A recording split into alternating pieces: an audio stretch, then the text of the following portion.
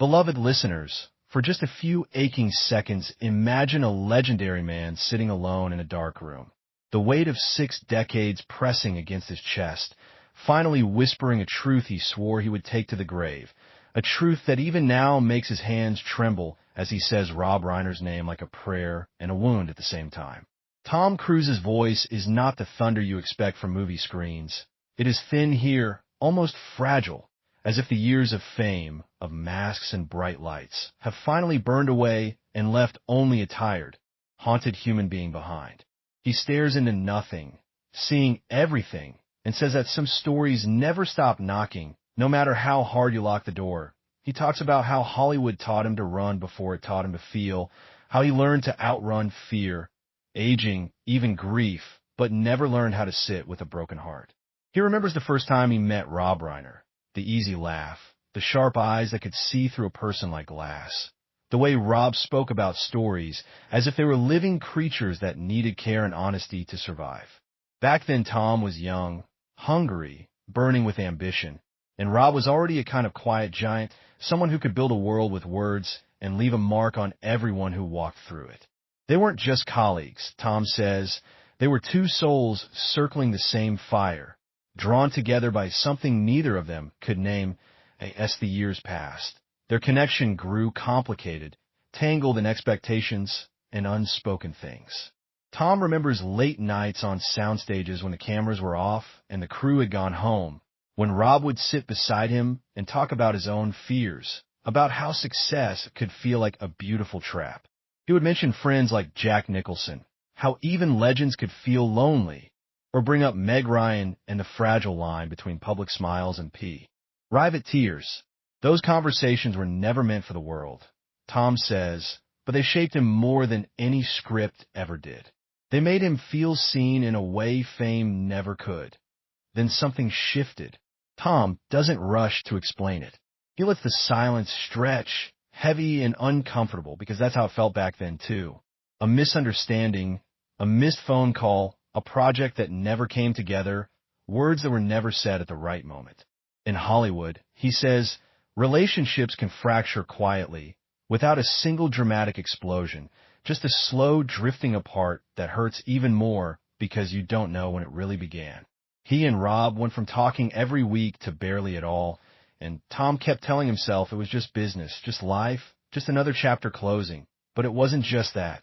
There was something else, something darker and more painful that Tom carried alone. He speaks about illness now, about how Rob had confided in him about a health scare, something that made him confront his own mortality in a way no award or box office number ever could. Tom remembers Rob's voice on the phone, softer than usual, admitting he was afraid, admitting he didn't know how much time he had. And Tom, the man who could hang off airplanes and face explosions without blinking, didn't know how to respond. He froze. He let days turn into weeks without calling back. That regret, he says, is a shadow that has followed him ever since. His eyes fill when he recalls hearing through someone else that Rob was struggling, that he felt abandoned, that he wondered if Tom had ever really cared.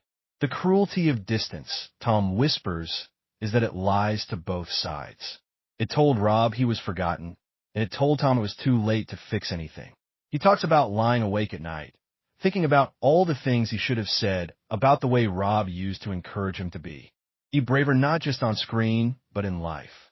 He thinks about other friends he's lost, about faces like Val Kilmer and Nicole Kidman drifting through his memory, each one carrying their own unspoken goodbye. There is a moment when Tom's voice breaks completely, when he admits that the truth he's been hiding is not some scandal or secret deal, but something far more devastating. It is the truth that he let pride and fear silence him when someone he loved needed him most. He remembers the last message Rob left him, a simple, almost gentle line about hoping they could talk again soon, about missing their old conversations. Tom never replied. He can't even explain why, only that something inside him kept pulling away, as if answering would make the pain real. Now, at 63, with his own body beginning to remind him that time is not endless, Tom feels that truth pressing harder every day. He talks about waking up from dreams where Rob is still alive, still laughing, still asking him questions about the next story they'll tell together, and then opening his eyes to the unbearable quiet. The world knows Tom Cruise as an icon, as a man who never stops moving. But in this small, dim room, he is just someone mourning a friendship he let slip through his fingers. He leans forward, hands shaking, and says that this is why he's finally speaking. Not to rewrite the past, not to make himself look better, but because some ghosts only fade when you say their names out loud. Rob Reiner's name, he says, still feels like a heartbeat in his chest, and he doesn't know if that pain will ever go away. All he knows is that carrying it alone has become too heavy, and that the truth, even when it hurts, is the only thing that still feels honest as he sits here, surrounded by memories that refuse to stay silent. The room feels colder as Tom keeps talking, as if the air itself has started to listen.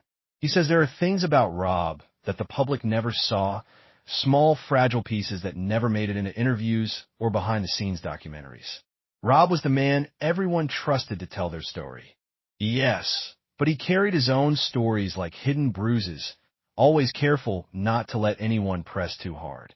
Tom remembers how Rob would joke about getting older, about his body betraying him one ache at a time, but behind the humor there was a quiet fear that someday he would no longer be strong enough to keep everyone else standing. Tom admits that during those years, when Rob was beginning to feel that fear more deeply, Tom himself was drowning in a different kind of pressure. The world wanted him to be invincible, tireless, eternal. Studios wanted bigger stunts, louder explosions, endless proof that he was still the same fearless star. He says he started to confuse that image with who he really was, and slowly he began to pull away from anything that reminded him of weakness, even the gentle kind that Rob showed when he talked about his health and his doubts. It wasn't cruelty, Tom insists. It was cowardice dressed up as ambition. He tells a story about a night in Los Angeles when they ran into each other unexpectedly at a quiet restaurant. Rob looked thinner, more tired, but his smile was still warm. They talked about old films, about people they both loved and missed, about how Hollywood had changed since the days when you could sit in a room and just talk about ideas without worrying about algorithms or opening weekend numbers. For a moment, it felt like nothing had ever been broken between them. But when Rob reached across the table and squeezed Tom's hand, asking him if he was really okay, Tom felt a wall rise up inside him. He joked, he deflected, and soon enough the moment was gone. Tom says that was one of the last times they saw each other face to face. After that, life kept getting in the way, or at least that's what he told himself. Rob's messages became less frequent, more careful, as if he was afraid of bothering him. Tom's replies became shorter, then slower, until they nearly stopped. He remembers seeing Rob in the news, reading interviews where he spoke about art and memory and the importance of telling the truth, and feeling a strange ache because he knew he wasn't telling his own. There were rumors in Hollywood, whispers that Rob was going through a hard time, that he was dealing with things he didn't want to make public. Tom never knew what to believe, and part of him was afraid to find out. He talks about how even someone as famous as Rob Reiner can feel invisible when the spotlight moves on, how illness and age can quietly push you to the margins while the world celebrates the next new face. Tom wonders now if Rob felt that happening, if he felt himself slipping away while Tom was too busy proving he was still untouchable. One night, long after their friendship had cooled, Tom got a voicemail from Rob that he has never been able to delete. Rob's voice was soft, almost hesitant, saying he had been thinking about the old days, about the stories they used to dream up together, and how much he missed those conversations. He said life was getting harder, that some days he felt tired in a way sleep couldn't fix, and he just wanted to hear a familiar voice. Tom listened to that message over and over, telling himself he would call back when he had more time, when he felt stronger, when he could say something meaningful. He never did. As Tom speaks now, his face is streaked with tears he doesn't bother to wipe away. He says that when he finally learned how much Rob had been struggling, it felt like being punched in the chest. Not because of any headline or public statement, but because he realized how alone Rob must have felt in those last months, and how he had been one of the few people who could have made that loneliness lighter. He thinks about all the times Rob had been there for him, offering advice, laughter, even silence when that was all that was needed. And he wonders how he could have been so absent when the roles were reversed. The truth, Tom admits, is that he was afraid of watching someone he loved fade. He was afraid that if he stayed close, he would have to face his own mortality too. So he chose distance instead, and now that distance feels like the cruelest mistake of his life. He says that sometimes he still hears Rob's voice in his head, gentle and curious, asking him questions he never answered. And that sound is harder to escape than any explosion or chase scene he has ever filmed. He sits back in his chair, exhausted by the weight of what he's just shared. And for a moment, there is nothing but the quiet hum of the room and the steady rhythm of his breathing. The story, he knows, is far from over, but already the pain of it has begun to spill out. Unstoppable now that he's finally let the door open just a crack. Tom takes a long breath, the kind that feels like it comes from somewhere deep in the ribs. And he keeps going because once the truth starts moving, it doesn't like to be stopped. He says that after Rob's voice disappeared from his phone for good, the silence became louder than any crowd he'd ever stood in front of. Every red carpet, every standing ovation, every flashing camera fell hollow, like he was being celebrated in a room where someone important was missing. He would smile for the world, shake hands with people like Steven Spielberg and Leonardo DiCaprio, laugh at jokes he barely heard, but inside he kept thinking about a quiet man who once sat beside him in TH. He dark and talked about stories like they were fragile little lives. There were nights when Tom would drive through Los Angeles with no destination, just letting the city lights blur past, trying to outrun the ache in his chest. He would pass by studios where he and Rob had once worked, places that still smelled faintly of old sets and dust and memories. He imagined Rob walking those same halls alone, maybe wondering if anyone remembered the laughter they used to share. The thought made him feel small in a way no critic ever could. He says fame is a strange mirror. It shows you a powerful image, but it doesn't show you who you've left behind to get there. He remembers hearing from mutual friends that Rob had been asking about him, that he would casually bring up Tom's name in conversations, as if testing whether it was still safe to say. People like Billy Crystal and Nora Ephron, who had their own complicated histories with love and loss, would gently mention that Rob missed him. Tom would nod, change the subject, and later hate himself for being so afraid of a simple phone call. He tells us now that every time he avoided that call, he felt a little more of his own heart go numb. What hurts the most, he says, is not knowing exactly what Rob felt in those final moments when the world seemed to be closing in. Did he feel betrayed, forgotten, or did he understand in some quiet, forgiving way that Tom was just another broken person hiding behind a famous face? Tom doesn't know, and that not knowing is its own kind of torture. He talks about reading old notes Rob had written him years earlier, small jokes in the margins of scripts, little messages of encouragement that he kept tucked away like secret treasures. They feel like relics now, proof of a closeness that no longer exists. There's a moment when Tom's voice drops so low it almost disappears, and he admits that sometimes he talks to Rob as if he were still here. In hotel rooms aft, or long shoots, or in his own house late at night, he will say things out loud he never had the courage to say before. He tells Rob he was sorry, that he was scared, that he never meant to let the distance grow so wide. He imagines Rob listening somewhere, maybe shaking his head with that familiar half-smile, maybe understanding more than Tom ever did. The pain, he says, has changed the way he sees everything. Movies used to be about escape for him, about being someone else for a while, but now every story feels like a reminder of the ones we don't get to finish. He thinks about all the people in Hollywood who drifted away over the years, not because of fights or scandals, but because life simply pulled them in different directions. And he wonders how many of those goodbyes were never really meant to be final.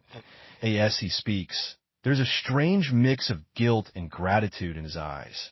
Guilt for what he didn't do, and gratitude for what he and Rob once had, even if it was imperfect and fleeting. He says that loving someone, even quietly, is never wasted, even when it ends in heartbreak. The memories still matter, the laughter still matters, the conversations in the dark still echo, even when the voices are gone. Tom leans forward again, as if trying to get closer to something just out of reach, and says that telling the story is the hardest thing he's ever done. Harder than any stunt, harder than any role, because it means admitting that he failed someone he cared about. But he also knows that keeping it buried was slowly tearing him apart. So he keeps talking, letting the truth spill out in pieces, hoping that somewhere in all these words there's a kind of quiet forgiveness waiting to be found. The confession doesn't bring Tom any relief, not at first. He says that once the truth is spoken, it feels even heavier, because now there is no place left to hide it. He remembers the day he finally got the call that Rob was gone. The voice on the other end gentle but final, like someone closing a door that would never open again.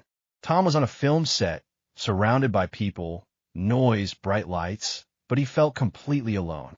He walked away from everyone, found a quiet corner, and for the first time in years, he let himself cry the way he never had in public. He talks about how strange grief is when you're famous. The world expects you to keep going, to keep smiling, to keep being the version of yourself they recognize. There was no space for him to sit in his pain, no room to say that he had lost someone who mattered deeply to him. So he swallowed it, just like he had swallowed so many other emotions over the years, and it settled in his chest like a stone. Every time he saw Rob's name in an old credit or heard someone mention one of his films, that stone felt a little heavier. Tom says he started getting sick not long after, not in a way that made headlines, but in small, quiet ways that doctors couldn't quite explain. He would feel exhausted for no reason, his heart racing, his sleep breaking into fragments filled with dreams of old conversations and unanswered calls. One doctor told him stress was eating him alive, that grief has a way of turning into physical pain if you don't let it breathe. He didn't know how to tell anyone that the stress had a name, and that name was Rob. He remembers thinking about Rob's own fears about his health, about how he had once joked that his body was slowly betraying him. Now Tom felt like his own was doing the same. There was a cruel symmetry in it that made him angry and sad all at once. He wondered if Rob had felt this kind of invisible sickness too, the kind that doesn't show up on scans but slowly wears you down anyway. In the middle of all this, Tom kept working. He made movies, did interviews, posed for photos, all while carrying a private storm eye. There's a rawness to Tom's voice now, a kind of surrender. He admits that part of him has been punishing himself ever since, pushing his body to extremes, taking on dangerous stunts, as if daring himself to feel something intense enough to match the pain he carries. It's not bravery, he says quietly. It's grief wearing a disguise. He doesn't know how to stop yet, but he knows he has to start being honest about why he does it. The room feels heavy with everything unsaid, and yet Tom keeps going because he knows this story isn't just about him and Rob. It's about all the people we love and fail to hold on to, all the moments we think we'll have later that never come. As he speaks, it feels like he's not just confessing to us, but to Rob too, hoping that somewhere, somehow, his words are finally being heard. Tom's voice steadies a little, not because the pain is gone, but because he has finally stopped fighting it. He says that after Rob was gone, he started to notice how many relationships in his life were built on momentum instead of connection. People would come and go, scripts would be signed, projects would start and end, but very few stayed long enough to really know him. Rob had known him in a way that felt almost dangerous, like someone who could see past the myth and into the ordinary, fragile man underneath. Losing that kind of witness, Tom says, is like losing a mirror that once told you who you really were. He talks about walking through his own house late at night, surrounded by awards and memorabilia, and feeling strangely empty. The trophies don't talk back. The framed photos don't ask how you're doing. Sometimes he would stand there and imagine Rob sitting at the table, making a dry joke about how none of it really matters if you don't have someone to share it with. Tom would almost laugh, and then almost cry, because the voice felt so real it was pie. And full. There were days when he considered writing Rob a letter, even knowing there was nowhere to send it. He wanted to put everything down on paper, all the things he was too afraid to say when it mattered. But he kept stopping halfway through, overwhelmed by the thought that no response would ever come. So the words stayed inside him, turning over and over, growing heavier with time. He says regret is a strange thing. It doesn't fade, it deepens like a bruise you keep pressing on in the industry. People would sometimes bring up Rob in casual conversation, praising his work, sharing old stories. Tom would nod and smile, adding a few safe memories, but never the ones that really hurt. He never told them about the late-night talks, about the fear in Rob's voice, about the voicemail he still had saved. Those were too personal, too sacred, and maybe too painful to let into the light. So he kept them hidden. Even as they quietly shaped every decision he made, he admits that there were moments when he felt angry at Rob too, not because Rob had done anything wrong, but because his absence was so overwhelming. Anger, he says, is sometimes easier to carry than sorrow. But even that anger always dissolved into a deeper ache, a longing for one more conversation, one more chance to show up the way he hadn't before. Tom looks up, as if trying to see something beyond the walls, and says that the hardest part of all this is knowing that time doesn't wait for our courage. We tell ourselves we'll reach out tomorrow, we'll make things right later, and then suddenly later is gone.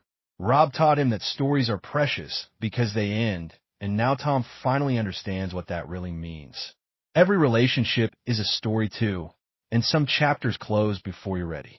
There's a quiet humility in him now, a softness that wasn't there before. He says he doesn't share this to be forgiven by the world, but because he hopes that someone listening might hear themselves in it. Maybe they'll think of a call they've been putting off, a person they've been meaning to reach out to. If his pain can become a warning, or even a small act of love, then at least something good can grow from it.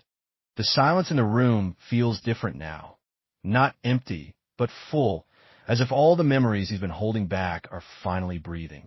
Tom takes another slow breath, and for a moment he almost looks peaceful, like someone who has been carrying a heavy secret for too long and has finally set it down, even if just a little.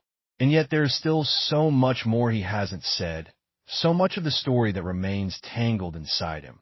Waiting for the courage to come out, Tom's eyes drift downward, as if he's reading something written on the floor between his feet, and he says that one of the strangest parts of grief is how it changes your memories. The good ones become brighter and sharper, while the painful ones blur until you can't tell where the truth ends and your own guilt begins.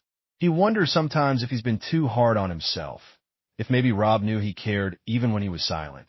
But then that voicemail comes back to him so gentle and hopeful, and the doubt slips away. Silence, he says, can sound a lot like indifference when you're the one waiting. He talks about going to therapy for the first time in years, sitting in a small, quiet room with someone who didn't care about box office numbers or famous friends, someone who only cared about what he was feeling. When he finally said Rob's name out loud in that space, he broke in a way he hadn't allowed himself to before. The therapist told him that unresolved grief doesn't just fade, it looks for ways to be seen, and that sometimes it shows up as restlessness, risk, or an endless need to prove you're still alive. Tom felt like someone had just read his entire life back to him. There were days when he would drive by places Rob loved, little cafes and bookstores, just to feel closer to him. He never went inside. He just sat in the car and remembered conversations about movies, about politics, about family. Rob used to talk about how proud he was of his children, how much he wanted to leave behind more than just films. Those memories hit Tom now with a bittersweet force, because they remind him that Rob was so much more than a director or a public figure. He was a father, a friend, a human being who wanted to be understood. Tom admits that sometimes he imagines what Rob would say if he could hear this confession. He hopes Rob would smile that knowing smile and tell him it's okay, that people make mistakes, that love isn't measured only by perfect actions.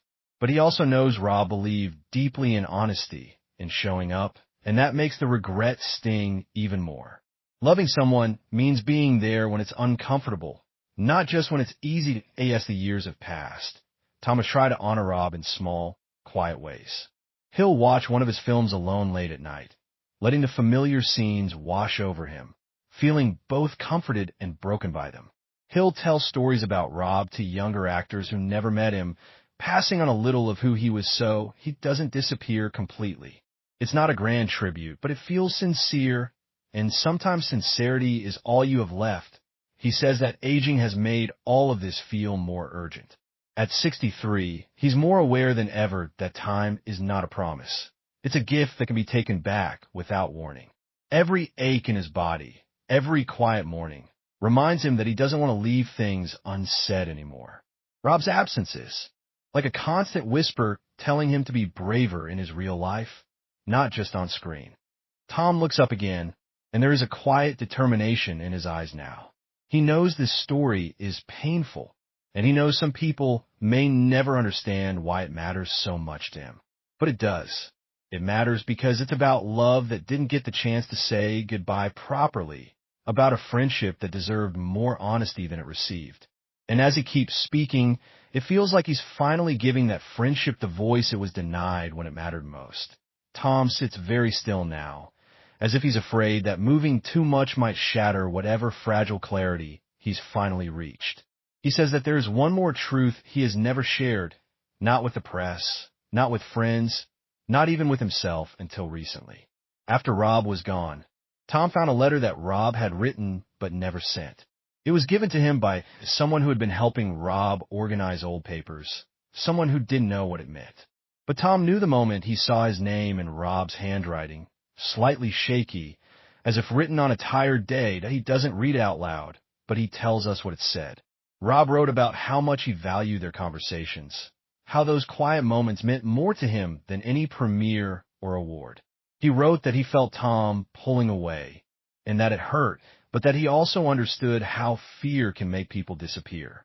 There was no anger in the letter, only a gentle sadness and a hope that one day they would sit together again and talk like they used to. Tom says that letter felt like a final hand reaching out across a distance that had already become too wide. Holding that piece of paper, Tom finally allowed himself to feel everything he had been avoiding. The grief, the shame, the love that never really went anywhere even after Rob was gone. He cried in a way he hadn't cried since he was a child, deep, shaking sobs that left him empty and strangely lighter at the same time. IME.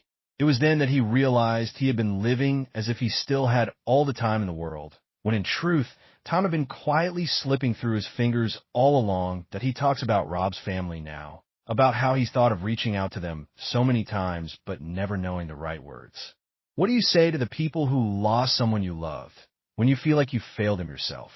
He worries that any message would sound selfish, that it would make their pain about his. So he keeps his distance, honoring Rob in his own quiet, imperfect way, hoping that somehow that respect still reaches them.